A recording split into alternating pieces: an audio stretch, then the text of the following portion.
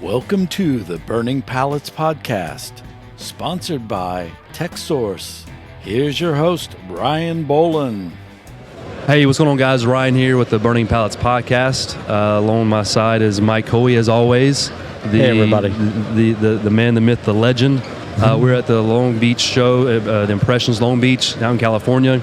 The massive show of screen printing world. There's lots of shows, but Long Beach is the pinnacle of all shows, right, Mike? I've always wanted to come here, and I'm here, and I'm happy. This is all what I thought it would be and more. Our guest today is Tyler and Allison. We'll let you guys introduce yourselves, where you're from, how you came to be on the podcast, and what's your business here? Yeah. Exactly, because we were talking about rhinestones a while ago before we started this whole thing. We were bejeweling people's butts. Yes, well, it's a necessary evil in the industry. I'm Tyler Carroll. I'm Allison. This is Carroll. Allison Carroll. Yep. We own and operate TC Screen Printing and Apparel out of Northwest Arkansas, a small town called Siloam Springs. We are an M&R customer. Yeah, Northwest Arkansas. So we're full-scale merchandising for our clients. Screen printing, embroidery, sewing, DTF, pretty much full product lines for most of our customers. All M&R. All M&R, yeah. DTF, M&R. Well, we're bringing in DTF. We're not printing it in-house yet. Okay. We're not quite ready for that kind of solution, but we're looking. So. Yeah, he has all the DTF questions, the DTF answers, and the DTF. Well, I when this technology came out, I sort of was looking around to explore it. I was running like a 6 auto shop at the time. Oh, nice. And we were turning away, lots of people because we didn't do anything under 3 dozen or so. And that's what got me into what's this technology, what it's going to do, what are its limits, and so a background, because it makes sense you introduce yourselves to us, and we need to let you know who we are. Yeah. I'm Ryan with the Burning Pallets. We're powered by Texsource, so we work at Texsource. But we started this podcast. I've been with Texsource since 2012 full time. You've been there since you were like 8 years old. Yeah, it's been a while. I grew up there. Yes. Mike, on the other hand, just came on with us about a year and a half ago. You've been over a year. You've been in the industry for forever. 30 plus years. Just like everybody has. That's a magic number, 30. Yeah, I needed a place to come home and die. I got 15 years till I got to go out, so there you go. Yeah, I'm in my my mentoring stage. It's your era. You were always in production, always on the floor for 30 years, Adidas and... Badger, Delta Apparel. Nice, very cool. And then ran this shop down in South Carolina. And it just, this was my plan all along, my master evil plan. Texsource was one of our vendors that we bought ink from. But what I really liked about those guys is, they help the small guy, Now, having a 6 auto shop, did Texsource come by and try to sell things? Absolutely. Yeah. But if I just had like a little manual in my garage, other companies, they're just going to drive on by. They don't pay as much attention to you, yeah. Yeah, and that's where I like Texsource. They had this library of videos, and I thought, look, I love doing this. I love teaching people. Literally, he loves the questions every single day. Yeah. They're going to have to put a timer on my phone because customers call in, and then the next thing I'm giving them to, You're giving them life advice. Yeah, no, truly. I'm giving them the recipe to make their own emulsion. And shit. Gosh. It gets out of control. It really does. He goes down the Elmer's glue lane and dyeing Elmer's glue, right? Yeah, which was exposed when we visited Saudi one time. That's so funny. I said to somebody during this tour, I said, I've always thought that emulsion's like Elmer's glue, and then the guy who was leading us through the shuffled out of a room. then the guy leading us and said, "Well, here's how the emulsion comes in these big white tubs," and he said it's essentially Elmer's glue, and I was like, I knew it. I was like, I knew Elmer's it. glue with synthesizer in it. Yeah. So fast forward, now you know us. You guys from Arkansas. All M&R, looking at DTS, embroidery machines. We mess around with embroidery. It's a pain. So for us, or is it good? We're long on embroidery. We think embroidery is one of the most stable aspects of our business. We're a 3 auto shop. We've got space for a 4th auto, and we're kind of like dialed up to do that hopefully in the next year. But embroidery is something. I feel like DTF has commodified a lot of our industry in the same way. Like, remember when fancy cameras, all of a sudden you get a Canon Rebel for $700. Now everybody's your professional photographer. Yeah. Like, DTF has made it more accessible, which I don't have a problem with, but we're starting to see that bottom, like 50 piece and under thing start to fall off because anybody can do it. Like, they can find someone on Craigslist or in their garage, in their dining room. But are they doing it right? I always say, and that's the question, right? Like, the market will filter itself out over time, but for now, embroidery is stable because no one can go. Not everybody can go buy a $100,000 8-head Tajima embroidery machine and run it. So we are actually in the process of expanding our embroidery and sewing operation because we feel like, not that screen printing is unstable, we just want to make sure we're constantly building the next stabilized piece of our company. So then if you have space for another auto, and you know the trends of DTF, why would you not just go straight to DTF and not put another auto? So the auto would be to do digital hybrid printing. Volume. Oh, nice. Like, it'd be volume for that. A lot of our clients, so we've got DTG in that space right now. Nice. But the plan is to transition those clients over to a hybrid model. We have a couple clients in like Fox Animation and stuff. Their stuff's all high color work. It's not even 14 colors or less. That's perfect for a hybrid situation. Perfect. And they don't want large coverage DTF still has some hand issues from a lot of the manufacturers. So digital hybrid for us will be the answer kind of for that specific client. It'll be very client specific, but and with having like a digital squeegee scenario, I like if I had one of those, I think I would actually be putting a color halftone look to it just to make it look like it was screen printing. Sure. Just because you could. Well, we're doing that. We're doing that in DTF now too. Yeah. Now I do the halftoning with DTF for people trying to get that fade. Absolutely. That's a Photoshop channel trick. Yep. I was talking to a guy this morning. Stephen Farrig says they're running their art out of Photoshop through Accurate, and then re-importing it and stacking it to where they're getting full halftone work across the entire design. It's super cool. Yep. So Really? the feel they're getting on stuff is fantastic for DTF. Yeah, wow. Gosh, I may have to talk to him. I talked to Steven. I was like, it makes so much sense. Well, I understand but it. yeah, you do. I hate artwork, and I will never do artwork. I should have learned it a long time ago. I still reviews, but you understand it, and it's intriguing you because it's a new way of. Yeah, for sure. And I have to keep up on this because I've been using, the Adobe products for 30 years. And so that's kind of how I built my personal Got a buddy over there. That's Matt Marcotte. Yeah. Well, look, we're being overwhelmed by the crowd. We're right next to all our friends, and they keep walking by making faces at us. Yeah. The way it works. So far we've had someone drinking it. We were doing this podcast earlier. We had one group drinking already at 10:45. That checks out for our industry. That's savage. And then we just saw a dog. I saw a dog there you pass go. by. You saw a dog. There was a dog dog, just a passed by. legitimate, huge. It's a massive dog. He's gone now. Was he what do you call him? Like a Working dog? No, it was not. No, it was a cool looking dog. Oh, It was not a service dog. No. No, it's just a beautiful was. dog. Doesn't really matter. No. But yeah, back to this.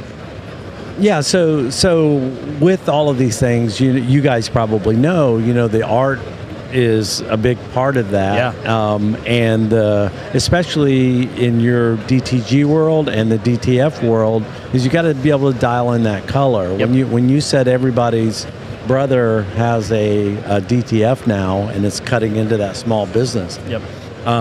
If you go to any of the DTF Facebook groups, all you see is people having massive issues. problems. Massive issues. So that should make if you think to yourself like, I'm just going to willy-nilly get it. This isn't like buying a Cricut and doing bowling shirts for your mother-in-law. Anybody that wants to buy one of the machines first, I'm like, just order it for a while. Like, bring it in from stalls, bring it in from that is Fusion. Perfect. That is perfect advice. M&R played it well. They didn't just jump straight into the DTF world like everybody else did. Yeah. They took their time, did their research, created the correct machine with the correct support, the right supplies. Volume-driven machine, too. And they just didn't just dive in 2 years, 3 years ago when this was getting bigger. Yeah. Yep. So that's why we've been waiting. That's why we're waiting. M&R did really, really well with that aspect. Yeah. Yeah, that was a good play with them, and I can already see that they're trying to do other stuff with this. They've got this mini. They got the mini one here now that does 12-inch, right? Yeah. I saw that. Yeah. You haven't seen it yet, have you? The mini what? They've Like got a a desktop. they've got a Yeah. desktop one now too. So a DTF. Yes. There he goes. He's I'm got going to go see it. it is. we haven't got to see it up close, but we were told about it last night at dinner with a couple of the M&R why guys. didn't we get the vendor preview? I did at a dealer meeting yesterday, so I saw it. He stayed here to get the booth kind of plugged You were in. doing your job. You're doing your job. Well, when we do the vendor preview, Oh, so you yeah. can, we like to everything. film that to Yeah. share with our team so Yeah. we know all the insights. they- I was not told about this. But they I'm didn't- pretty tore up. They didn't about do it. the microphone preview that you did because it's still kind of in the works. Yes. But they wanted to bring it here to preview it to everybody to show. Yeah, you can't M&R buy it right now. M&R is, like you said, making steps Yes. Yeah. in the right Yeah. direction. Yeah, and so look, over the years, most every big shop that I've been in or been a part of, the Adidas's, the big M&R was the staple there. Yeah. Why, in your opinion, why do you think that is? That like you get you go into this ecosystem and that's where you look for the future is M&R. I think I see M&R as being a company that makes some pretty deliberate moves. They are not always, I'll just straight, Danny and I have talked about this from M&R, like they're not always the company moving the fastest. But when they get a product out, I feel like in general, and not everybody bats 1,000, right? But I feel Yeah. like in general, if you haven't touched a Cobra TSE yet, we got one of those in our shop this last year. It is the best press I have ever operated anywhere of any of the brands. And I've had a chance to play on all of them. Yeah. And it is such a fantastic piece of equipment. Like it came to us and it's dialed. There's not Yeah. this, oh well we'll do this update and it's like it just works. And it's so solid. It feels like So you explain feel what confidence. this machine is for people that Yeah, haven't yeah. heard. Yeah. What machine is this? Yeah, so M&R introduced the Cobra screen print, automatic screen print machine a few years ago, Yep. and then they introduced kind of like the next level of it with a heavier duty drive mechanism. It has this tri-sync equipped arm. I thought what is it called? Their quick syncing system. Tri-lock. Tri-lock I thought system. Tri-lock was fast. Tri-sync takes it to the next level. Yeah. Screens lock in. We're locking jobs in faster. We're getting set up faster. Our speed to print has gone up substantially. So much now that they're going to make it to where you can reverse engineer your old Sportsmans and stuff like that Really? to have a tri-sync arm replaced Yep. on it for like a few $1,000s. Yeah. So now this tech will move over to our other presses, and I don't see anybody else doing that either. Like saying, "Oh, we're going to make your old machine better." Like who does that? That's Yeah. pretty fantastic. Yeah, and the setup time is a pain point. Oh, yeah. Like I had people that could operate, push the buttons, but could not set up Yep. for their life. Yeah. So I think that's what these systems are addressing, Yep. is because in today's you got auto operators, Yep. and you know which ones are printers too.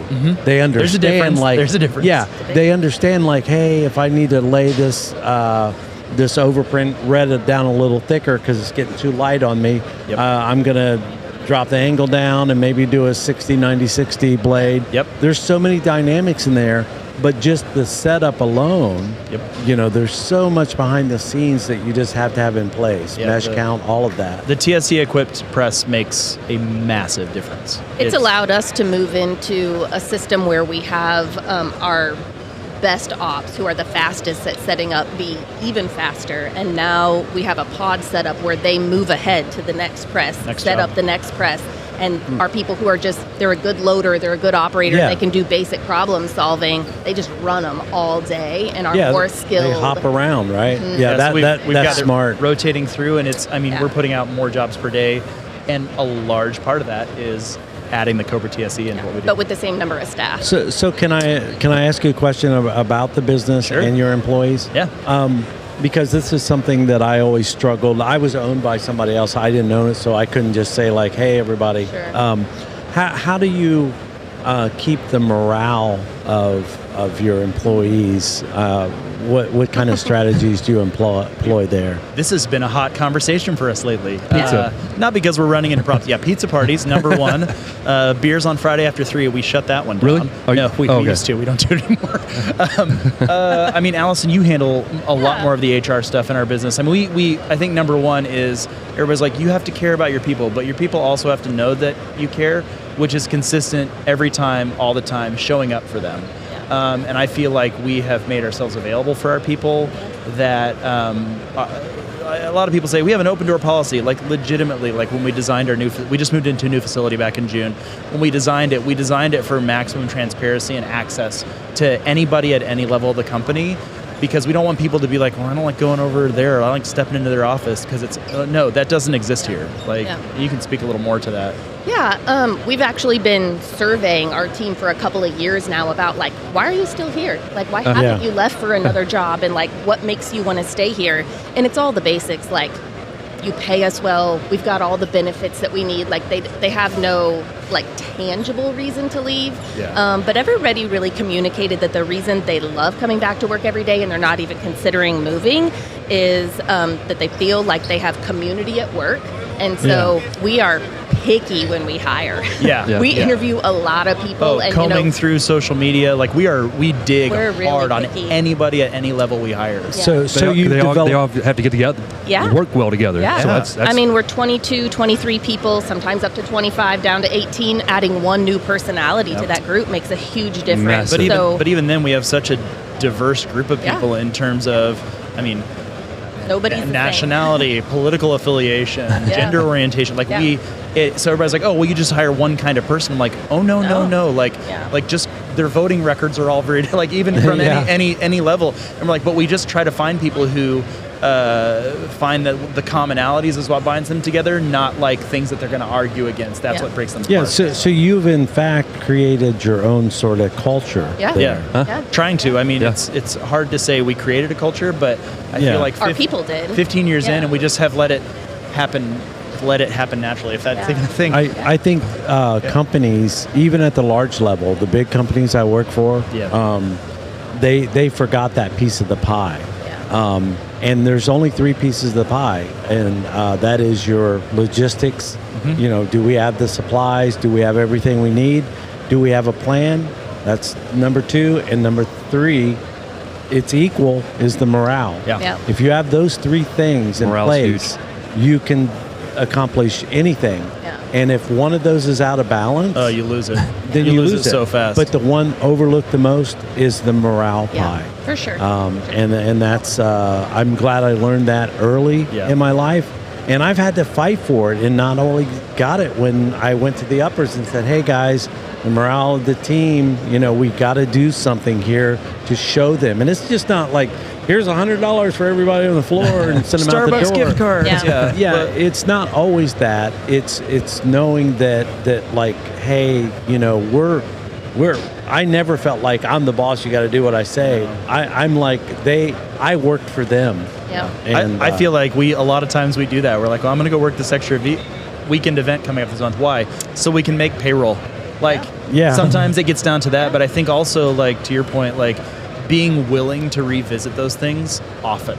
Yes. Not just going, all right, culture's good, we can move on from that. Like, it is every 3 months, every 6 months. I mean, there's elements of it every day for sure, but sitting down and really digging into it and going, okay, what we did 6 months ago, is that going to work now? Like, because what's the phrase, what got you here won't get you there. As you grow and as things change and as the workplace changes and the people that work for you change, like, you have to be able to relook at it on a regular basis, or you'll fall into the same pitfalls over and over. So are you guys going to start going back and looking at the shutting down at 3 p.m. beers on Fridays? Nope, that was a safety thing. Our insurance says no. So. Well, just 100%. give them like near beer, but don't tell them. It'll have like a psychological, you know. It's like, good to spend time outside of work together for those opportunities. Like, a huge thing about building our culture and for people to feel like they're bonded to each other and they're showing up and they have friends at work, is providing those opportunities outside of the 9 to 5. Texsource does that too. I mean, when I came there, I was amazed that, the first thing I saw was like the pumpkin carving and gingerbread houses. Contest. But we have this family atmosphere, and not everybody in the family, gets along at all. Yeah. But when we sit down and break bread, that kind of brings us, all back on the same page. Definitely. Yeah, I food is. It sounds so funny. Food is huge for our people. Oh yeah, food is morale. Like 2 years ago, I was like, all right, instead of the Thanksgiving meal, I used to cook a big Thanksgiving meal for the team, and I'd bring it all in. And I was like, we're gonna do a chili cook-off this year because somebody had asked for it, and they wrote a note, and everybody in the shop signed it. That was like, we just want you to make Thanksgiving dinner for us. And I was like, are you serious? Like, it's not anything special. They're like, it is to us. Yeah. And I cannot not do it now. Like, it's a thing now. It's tradition. But the year I tried to change it, people were like, no, that is TC. And I'm like, man, it's hard cooking that much food for us. That's a lot. It's a lot of food. That's a lot of. Yeah, it is a lot. But it's fun. It's fun. Yeah. Yeah, I'm just going to say it happened in our own shop. We had a miscommunication. Like, when you do a mass email, but it's only supposed to reach somebody. Yeah. I'm going to call this out because this is true life. Let's what keep happens it in the going, shop. So we all had to come in early. What was it, Adam? Like 8 40 minutes early or something like that? The meeting started at 8 a.m. and so the sales guys were supposed to come in that early, not us, not everyone else. the warehouse and all that. Yeah. So we all show up. Everybody looks like they didn't get the sleep. Yeah, because and then then I walk in right when it was time, and I look at Adam. I'm like, this guy's pissed off, and I'm looking around. We were supposed to come in. And so everybody's all tore up and sorry and all things. So what happens? Somebody from out front says, "Go get everybody biscuits." No, right, dude. Biscuits work just fine. Yeah. And it was like an hour later. I looked at people, and the biscuit wrapper, and everybody was all Food fat is a and great happy. apology. Dude. Yeah, yes. that was a big mistake. That was a lot. I know, but it's amazing. People have kids. They got to take them to school, so they had to replan the entire morning. It was. I can hand someone a chicken biscuit, and they're happier than if I hand them a $100 bill sometimes. I know. True. And I'm just like, why aren't we just keeping chicken biscuits? I'm telling you, food has always been morale. It's a great thing. But man, you guys sound like you got a good thing going. It's great. I'm glad Maggie got you onto this Peter podcast. called us yesterday. And Did he? Okay. Well, Or he emailed us. So you got the Cobra TSC. What other two autos you have? 1210 Sportsman, a 6.8 Sportsman. That's kind of our run and gun, get it done press. It runs all day, every day, 1 and 2 color stuff. The Sportsman, and we're with having this like Swiss Army knife of options now. Yeah. I mean, we are able to dial that schedule in. I mean, we're still learning. We're always growing and learning. But the 1012, you guys got it nailed down. Yeah, 1012, the 3 to 4 color stuff, and then all the high color work, or sometimes more high precision work, if that makes sense. Yeah. Over to the Cobra TSE because it's just so freaking tight. The thing is fantastic. Yeah. Yeah, and then Tajima embroidery machines and a whole fleet of sewing machines for different stuff. And there's two main things I'm taking from this, because I mean, even we're interviewing other people. I'm learning from these podcasts as well, and from you guys. But the morale is one big thing with employees. The second thing is embroidery. How you talked about DTF can take over a lot of the plastisol business. There's some. It takes away a segment of it. Yeah. But embroidery, you made a comment. There's nothing taken over it. And that's, no one's making a $2,000 embroidery machine. No one. Yeah. It doesn't exist. So it's something that we can still specialize in. We're very good at it. Yeah. We do the 3D puff embroidery. We do all the stuff. We do we sew on patches. We don't heat press patches on. So we have a fleet of. Good for you. Do you do it with the post bed? We do. Yeah, we have a fleet of post bed machines and people that are all trained on them. So we like those extra pieces, and we like these extra pieces are other people aren't doing. Yeah. And that I feel like that keeps a very stable foothold for us. So even when screen print drops, we get a little less busy.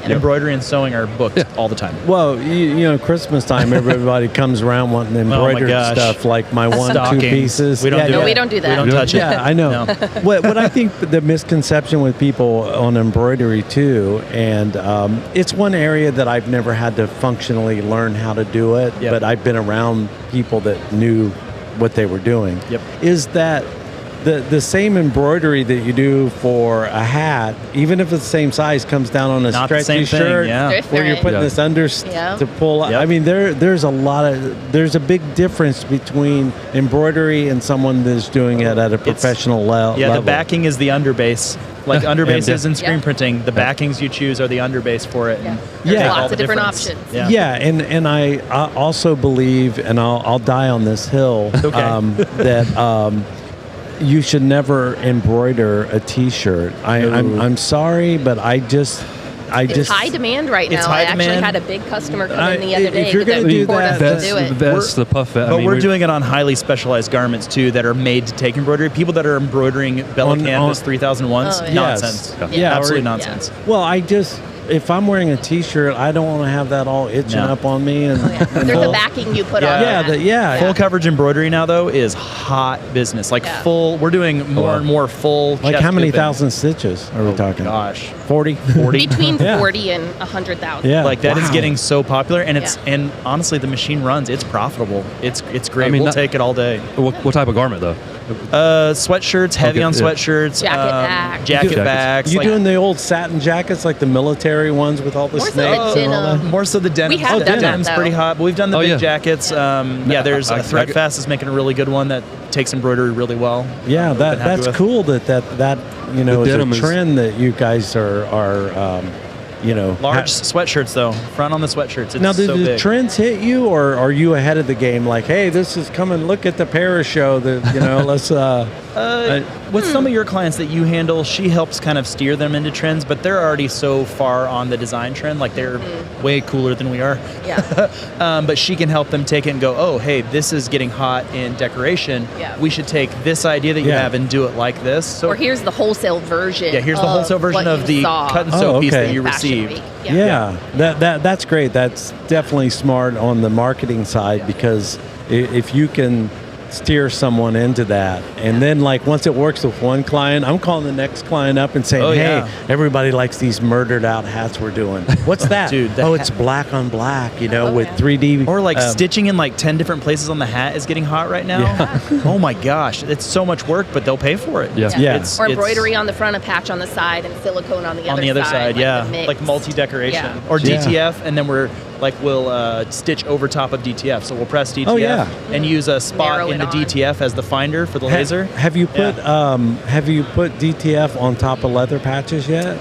No, but a buddy of mine was showing me the Yeah. other day. It works Yeah. or buying those hats that already have a patch like sewn into them. I think MegaCap is making some. Well, Big how do you line accessory. that up though? Well, like not when you with get the- it on the with press. with embroidery, you've got a laser that says this Yeah. is the middle. But on DTF, you can just lay it over and put the DTF right on top of it. It's awesome. Yeah. I get that. There's been some of those out there that was hard for us. Like we were sent, we're like, oh, this is great, but then trying to get those Yeah. lined up individually Yeah. we're just like, look, we're going to do the patches. Yeah. Yeah.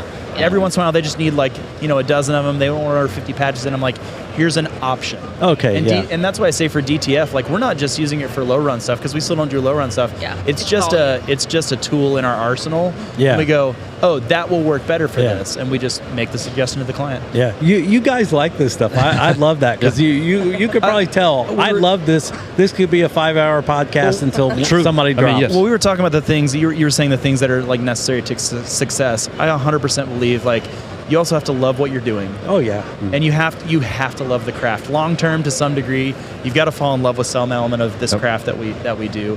If you don't, I mean, it's just kind of it's like the guy who buys a restaurant but doesn't care about food. Why would you do that? Yeah. It's more than just money and business. If you love the craft, you're more creative. Yeah. And you create more like you guys are doing. It's the passion Yeah. that your employees see too. When you're passionate, like I would love rolling out onto the last shop that I ran and say like, oh, that's badass, like when we get some art and I know it's going to be cool on the press and maybe we're doing some discharge and a cool design, because like I said, I always say like Joe's roofing, that stuff's boring, but when you're doing like some really cool work for cool customers that have cool artwork, that's I come out and they love that. You're all like, yeah, that's awesome.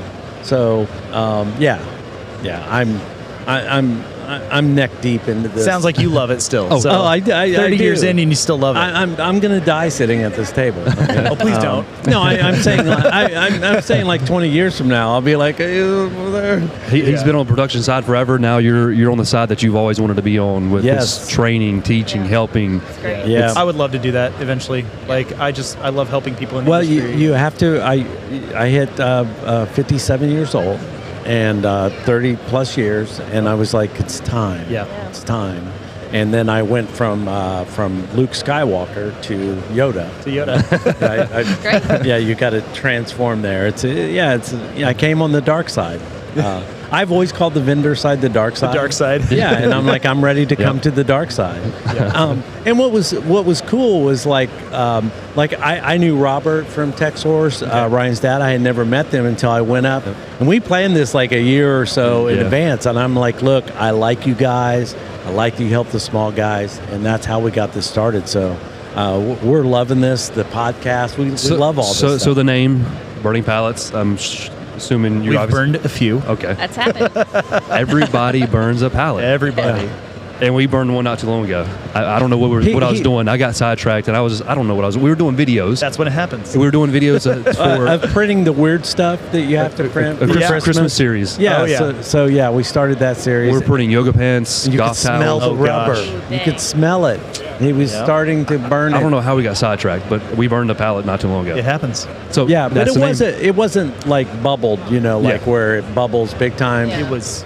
It was just hot, Singed. very hot. But to burn the aluminum pallet with the rubber top, Oh, that yeah. is that will trap in your soul. Yeah, you for a don't get while. you get the smell out of nothing. Yeah, I know.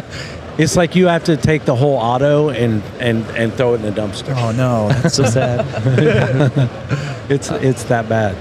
All right. Well, appreciate you guys coming on. No, thank you so that much was for awesome. having us. I mean, This is super fun. Dude. oh wait, you okay? Do we have time? What do you got? Let's go. Absolutely. So Mike, just go ahead, Mike. Okay, I'm gonna pull up a question. You may. This or is the may gotcha not. moment. No. They're like, we don't know you. We know everything about you. And This is a crazy, weird question that he's come up with. Multiple different questions, but I'll let him go and take it. okay, this is just a random random question. Let's go. Okay, if screen printing is a form of communication, how can this inspire us to express ourselves authentically and with purpose? That was easy. Okay, so we're involved heavily with an organization called NICA, National Interscholastic Cycling Association. We got involved with them because the way they are doing youth sports, specifically cycling, it breaks the mold of, imagine the Little League Baseball thing you've been at, the angry parents, like that, just kind of like the vibe or the things you hear that people joke about. Yeah. We got involved with NICA because their values are out front. And we came alongside them. We pitched them this program where we were going to do on-site merchandising for any league that wanted us to. They have 31 leagues. We're now in 18. Because we came in and said, we promise you that everything that we make will further reinforce the good work you're doing and will further reinforce the values being out front for you. So we get that opportunity every day working with NICA in particular. So it's a very specific example for us, but it's like heavy on our hearts and we believe in what they're doing as far as like community, inclusivity, fun, like all the values of NICA that are so important. We guarantee them as a purveyor of merchandise that what we make will reinforce those values in what they do. So as far as a piece of communication, yeah, we try to take their values and put it into the work. So I 100% believe that, and that's how we're doing it in our company. But we're also starting to take that and apply that to a lot more other customers that we're working with because we're seeing it work so well for them and then for us. I mean, it equals profit at some point for the company. Yeah. And so we're starting to say, hey, how can we reinforce what these companies are doing? What are they about? What do they care about? What are they trying to do in the world beyond the product that they're making? And we absolutely believe in putting that into their design, into the printing, into anything that they will let us influence. We absolutely Help do the it. most basics of their merchandise be a part of the story that they're trying to tell. Yeah. Beautifully answered. Yeah, that's Is awesome. that okay? Yes. Look, He made these I questions. believe it. I'm so passionate about it. So. Look, this whole question thing that we, come up with, these guys I was getting beat up the whole time. You're going to ask like some of these questions, these people, and we're all just going to be frozen here. Go so deep, far, man. Absolutely. Yeah, so far it has 3 for 3. Yeah, it's been a win-win. Ask one of the other questions you asked Bruce, or just so they can hear it. I'll try to pick one that's a little more off the fringe, or off the beaten path. There's a ton of them. And some of this, I'm going to mess up with the pronunciation. You take this one. Okay. Maybe. Okay. Allison runs our company, Bill. I like to be very clear. I hang out there. In screen printing, discharge printing removes color. How can this concept inspire us to let go of unnecessary baggage in our lives? Oh, boy. Oh, gosh. Wow. So you see, Yeah. you guys got a decent We got the question. good one. That yeah. one. I mean, like I said, some of these get really get pretty heavy. Yeah. Like I tried to act in the hotel. I was like, okay, what if I was asked this? I'd be like, well, let me get back to you on that. No, I think what you're doing with these questions is important, though, because it's easy to come to these things or to get with your print buddies and just goob around all day and have like, I'm a part of an industry group that has a text thread going, and we early on said we want this to be real, so we ask the hard questions, and I appreciate the hard questions in the industry, or the ones that make us think and go beyond just slapping ink on a shirt every day, sticking thread through something. Like it goes back to do you care about this? Yeah. Like, do you care about what you're doing? I think it matters. So Again, thank you for asking hard questions. But you beautifully answered on the other one. That was great. Yeah, that's this one. This will be a highlight. Oh, yeah, we'll for sure. take it. Yeah. Yeah. You guys are friends now. We like this. This is Yes, great. this is awesome. All right. Plug the company one more time, where you're from. Appreciate you guys coming on, but plug it. We're TC Screen Printing from Northwest Arkansas. Yep. That's it. I appreciate you guys coming on our podcast. It's has actually been a pleasure. It's a really good, informative as well. It was great.